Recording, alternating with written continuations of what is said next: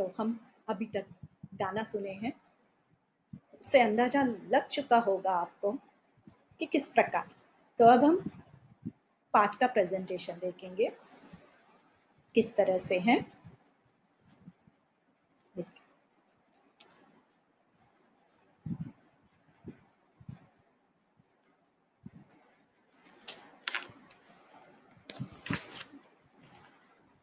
तो अब हम लोगों ने देखा है ना धर्म की आड़। यहाँ हम लोग 4 धर्म के लोगों को देखा है, किस तरह मिल के रहते हैं, कैसे गाने में बताया है। तो गणेश शंकर विद्यार्थी की एक अच्छी सी हमें यहाँ पर पाठ दिया है 9वीं कक्षा में, धर्म की आड़। आड़ यानी धर्म के नाम पर, आड़ यानी धर्म का सहारा लेकर लोग क्या क्या करते हैं उसके बारे में बताया है। तो हम पहले लेखक परिचय जानेंगे। गणेश शंकर विद्यार्थी, इनका जन्म सन 1891 में मध्य प्रदेश के ग्वालियर शहर में हुआ था। एंट्रेंस पास करने के बाद कानपुर दफ्तर में मुलाजिम हो गए। मुलाजिम यानी छोटी सी नौकरी करने लगे वहां पर कानपुर के दफ्तर में। फिर उन्होंने 1921 में प्रताप साप्ताहिक अखबार निकालना शुरू किया। यह आचार्य महावीर प्रसाद द्विवेदी को साहित्यिक गुरु मानते थे।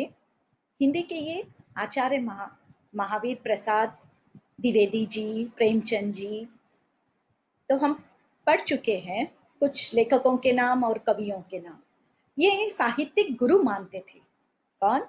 गणेश शंकर विद्यार्थी जी। इनका ज्यादा समय जेल में बीता। कानपुर में 1931 में मचे सांप्रदायिक दंगों को शांति करवाने के प्रयास में इनकी मृत्यु हो गई। कानपुर में सांप्रदायिक दंगों को, सांप्रदायिक यानी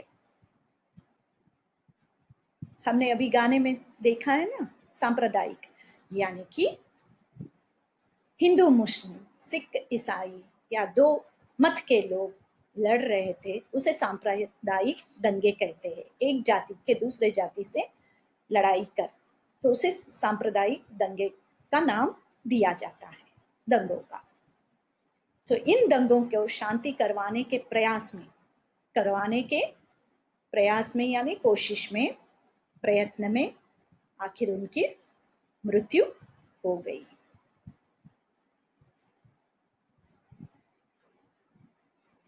प्रस्तुत पाठ धर्म की आड़ में विद्यार्थी जी ने उन लोगों के इरादों और कुटिल चालों को बेनकाब किया जो धर्म की आड़ लेकर जन सामान्य को आपस में लड़ाकर अपना स्वार्थ सिद्ध करने की फिराक में रहते हैं। तो देखिए, विद्यार्थी गणेश शंकर विद्यार्थी जी ने बहुत अच्छी तरह इस बेनकाब कर डाला है धर्म के ठेकेदार लोगों को। पहले तो इस पाठ को पढ़ने से पहले मैं इनकी ये पाठ किस प्रकार का पाठ है, इसीलिए मैं आपको एक गीत सुनाई। ये पाठ निबंधात्मक है। यहाँ निबंधात्मक यानी आपको पता है ना, पाठों गद्य भाग में कहानी, आत्मकथा, एकांकी। तो ये पाठ है निबंधात्मक, विचारात्मक निबंध है।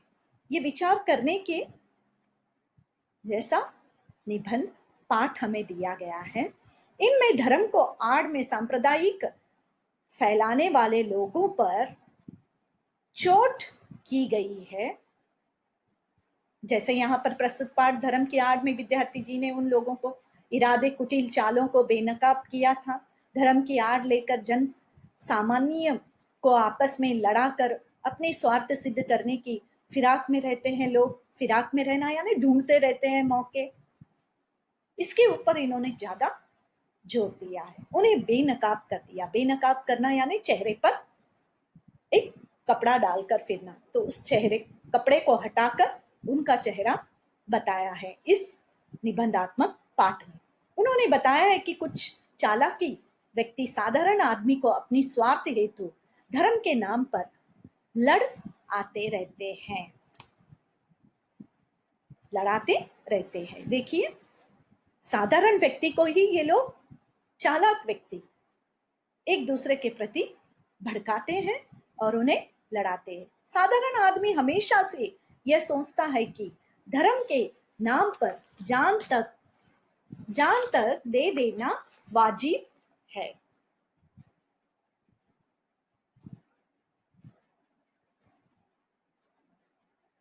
पाश्चात्य देशों में धन के द्वारा लोगों को वश में किया जाता है।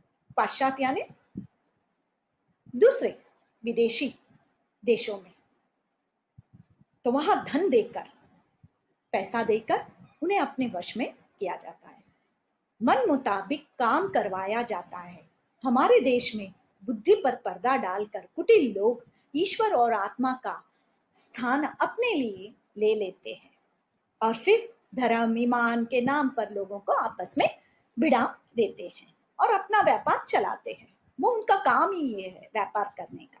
इस भीषण व्यापार को रोकने के लिए हमें साहस के साथ उद्योग करना चाहिए। यदि किसी धर्म के मानने वाले जबरदस्ती किसी धर्म में टांग अड़ाते हैं तो यह कार्य स्वाधीनता के विरुद्ध समझा जाता है। देश की स्वाधीनता आंदोलन में जिस दिन खिलाफत मुला तथा धर्माचरों को स्थान दिया गया है, वह दिन सबसे बुरा दिन था, जिसके पाप का फल हमें आज भी भुगतना पड़ रहा है। यह आप रोज के न्यूज समाचार पत्रों में देखते हैं या आप समाचार सुनते हैं टीवी में। ये तो हम आज भी भुगत रहे हैं। लेखक के अनुसार शंख बजाना, नाक दबाना और नमाज पढ़ाना धर्म नहीं है। लेखक ने यहाँ शंख बजाना यानी हिंदू धर्म के लोग जो भी पूजा है तो पहले शंख बजाकर अपनी शुरुआत करते हैं, और इस्लाम धर्म के लोग नमाज पढ़ते हैं नाक दबाकर, और ईसाई धर्म के लोग आंख बंद कर कर वो ऐसे क्रॉस करते हैं। तो ये सब इन्होंने यहां पर बताया इस पाठ में। शुद्ध आचरण और सदाचार धर्म के चिन्ह हैं।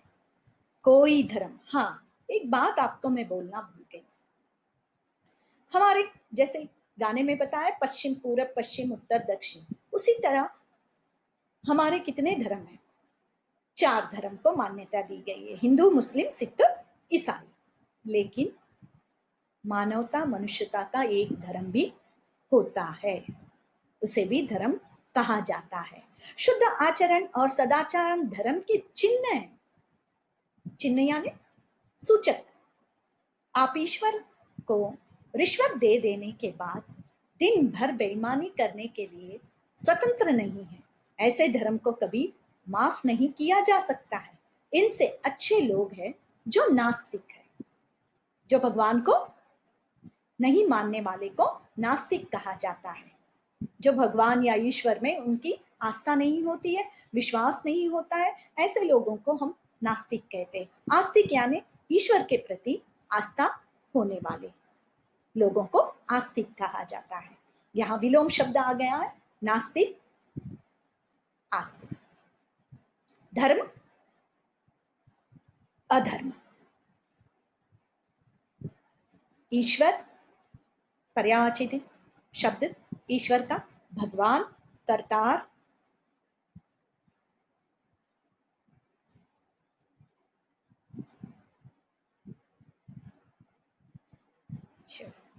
देखिए यहाँ पर चित्रों में, यहाँ एक मस्जिद है, यहाँ गुरुद्वारा है।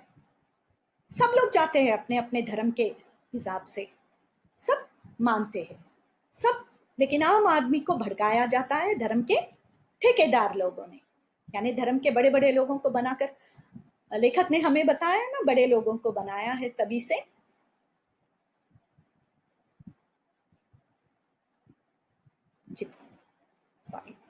चित्र देखिए, थोड़ा मैं पाठ आपको समझाना चाह रही हूँ किस तरह से होता है। मुख्य अंश बताती हूँ पाठ के। धर्म के नाम पर छाया पागलपन। एक तो धर्म के नाम पर ये लोग पागलपन कर रहे हैं। धन के नाम पर शोषण, यानी धन के नाम पर शोषण करना। अभी हमने धार्मिक उन्माद को रोकने के उपाय और स्वतंत्रता आंदोलन और धर्म दोनों को मिलाया गया है। और उसी तरह महात्मा गांधी की धर्म संबंधी धारणा को बताया गया है इस पाठ में। महात्मा गांधी जी किस तरह से धर्म को मानते हुए, धर्म का आचरण करते हुए उन्होंने क्या क्या करने के लिए कहा था। मैं आपको थोड़ा सा महात्मा गांधी जी के बारे में, धर्माचरण के बारे में इस पाठ का संक्षिप्त में आपको बताना चाहती हूँ। महात्मा गांधी जी भी धर्म को महत्वपूर्ण मानते थे, परंतु वे धर्म का अर्थ मानते थे जैसे कि उदार तत्व। वास्तविक में अजा देने और शंख बजाने आदि के बजाय सदाचार को धर्म कहते हैं। कोई पूजा पाठ करके दिन भर बेईमानी करता और लोगों को दुख पहुंचाता रहे, यह व्यवहार अब नहीं चलेगा। हमें सबके कल्याण के लिए अपने आचरण को सुधारना पड़ेगा। नमाज और पूजा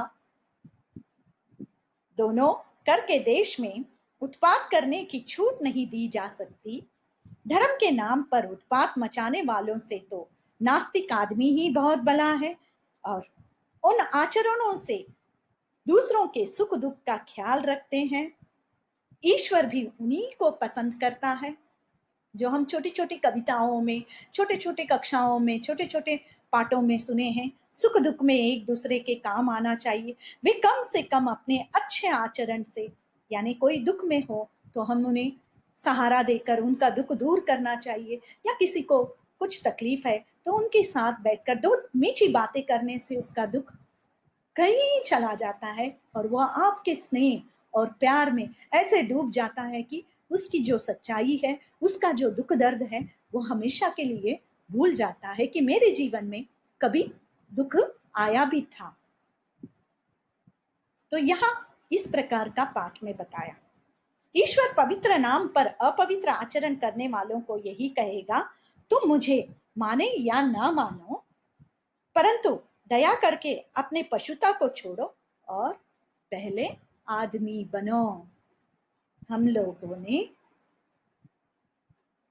9वीं कक्षा में ही आदमी नामा कविता पढ़ा है। वहां पर आदमी के तरह तरह के गुणों को बताया गया है।